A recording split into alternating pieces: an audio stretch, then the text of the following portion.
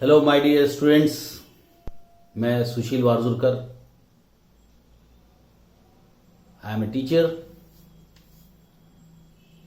आप लोगों के लिए आज एक बहुत ही उपयोगी और बहुत ही फायदेमंद चीज़ लाया हूँ।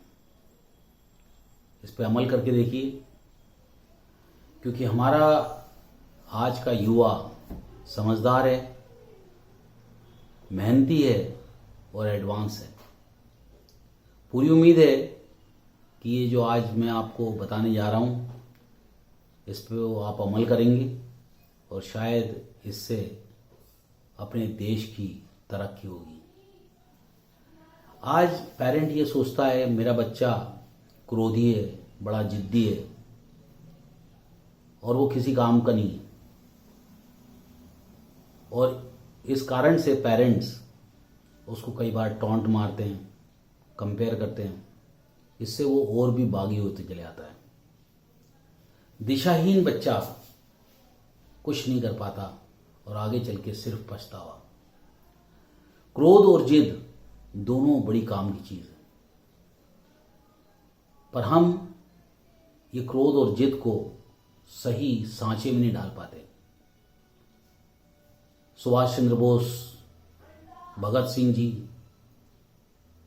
शिवाजी महाराज, महाराणा प्रताप, रानी लक्ष्मीबाई, इन लोगों ने क्रोध को सही दिशा दी और रिवॉल्यूशन किया। जो बड़े बड़े कंपनी के मालिक हैं आज, ये भी बड़े जिद्दी और क्रोधी हैं। इनको क्रोध था कुछ कर जाने का, कुछ जिद थी कुछ कर जाने की, तो कर गए। आप देखो, जिसको गर्मी लगी होगी, बहुत परेशान हुआ होगा, उसको गुस्सा आया होगा और उसने फैन का, कूलर का, एसी का निर्माण किया, डिस्कवरी की। इसी तरह से ट्रेन, कार, बाइक, एरोप्लेन, बहुत सारी डिस्कवरीज हुई। इसलिए भी कई लोगों को जिद होगी, क्रोध होगा और उनने इसको प्रोडक्टिविटी में कन्वर्ट किया, पॉजिटिव वे में कन्वर्ट किया। मुझे ऐसा लगता है जो सोते हुए सपने देखता है वो कभी भी किसी भी राष्ट्र का निर्माण नहीं कर सकता।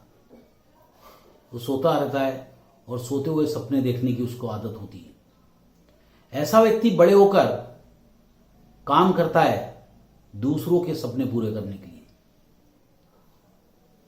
दुर्गम रास्ता, कठिन रास्ता, इस पे भीड़ अक्सर कम होती है, क्योंकि हर कोई उस पर चलने के लिए तैयार नहीं होता। हर किसी को स्मूथ रास्ता चाहिए ताकि वो मंजिल तक आसानी से पहुंच सके। लेकिन जो डगर कठिन होती है वो एक सही बेहतरीन मुकाम की तरफ जाती है, जिसमें रिस्क लेने की क्षमता होती है, जिसमें बार बार गिरकर उठ जाने की क्षमता होती है। वो व्यक्ति ऐसा कठिन रास्ता अपनाता है। वो जिद्दी होता है, क्रोधी होता है और बार बार गिरकर, बार बार फिसलकर, चींटी की माफिक, जैसे चींटी पहाड़ पे चढ़ती है, ऊंचाई पे चढ़ती है, फिसल जाती है, फिर चढ़ती है, फिर फिसल जाती है, उस तरह से जो योद्धा होता है, जो जिद्दी होता है, जो जिसमें बहुत गुस्सा होता है, वो ऐसा कर पाता है। ऐसा व्यक्ति तरक्की के शिखर को चूमता है। जीतता वो नहीं है जो ताकतवर होता है, जीतता वो है जो जिद्दी होता है, जो पैशनेट होता है, जो दीवाना होता है। बार बार गिर के भी उसको अखरता नहीं है और उसको जीतने की जिद होती है। वो कभी भी हारता नहीं है। और ऐसा ही जिद्दी आदमी जीतता है। जब कोई तुमसे कहे ये तुझसे ना हो पाएगा, तो समझ लो वो अपनी लिमिट बता रहा है। वो अपनी क्षमता आपको बता रहा है। जब व्यक्ति संपूर्ण आत्मबल से सही दिशा में आगे की ओर बढ़ता है तो कोई भी आंधी तूफान उसको रोक नहीं सकता और सकारात्मक विचार के साथ आगे बढ़ता चले आता है और ऐसा व्यक्ति तरक्की को हासिल करता है। आसानी से मिली सफलता अल्प समय के लिए होती है, ज्यादा लंबी नहीं होती। इस तरह से कठिन एवं सतत लंबे समय तक संघर्ष करने के बाद आपको जो नाम मिलता है, जो दौलत मिलती है, जो शोहरत मिलती है और जो इज्जत मिलती है, उससे आपको अपार संतुष्टि होती है और एक अलग ही एहसास होता है। जिस व्यक्ति से नकारात्मक विचार कोसों दूर रहते हैं, यानी कि वो कभी भी नेगेटिव नहीं सोचता, जिसके पास सहनशीलता, विचारों में विनम्रता, कर्मठ व्यक्तित्व, समय का सदुपयोग करना, complete focus and extreme concentration जैसे इक्विपमेंट्स होते हैं, वो कभी नहीं हारता और उसको हराना इम्पॉसिबल है। जो सही समय पर उचित कार्य को अंजाम देता है वह अपनी क्षमता का उचित प्रयोग कर शीर्ष पद पर पहुंचता है। बचपन में मनुष्य के पास अपार क्षमता होती है, बहुत तीव्र बुद्धि होती है और समय अपार होता है, बहुत समय होता है। लेकिन जब वो बड़ा होता है तब उसके पास ना समय होता है ना शक्ति होती है। लेकिन बचपन में सब कुछ होने के बाद भी समझ नहीं होती और जब समझ आती है बड़े होने के बाद तब देर हो चुकी रहती है और वो कुछ नहीं कर सकता, सिर्फ पछतावा उसके साथ होता है। इसलिए बच्चों, छोटी उम्र में सही गोल डिसाइड करो और वो गोल को पूरा करने की पैशन पैदा करो और अपने गोल की तरफ चल दो। आप ये देख लो कि आप किस कार्य में महारत हासिल कर सकते हो, आप किस कार्य में बेहतर हो। कोई खेलने में बेहतर हो सकता है, कोई पढ़ने में बेहतर हो सकता है, कोई बिजनेस में बेहतर हो सकता है, कोई ड्राइंग्स में बेहतर हो सकता है। किसी भी क्षेत्र में अगर आप बेहतर हो तो उसके अंदर आप अपनी काबिलियत का लोहा मनवाओ और उसके ऊपर चल पड़ो। आपके लिए तरक्की नामुमकिन नहीं होगी।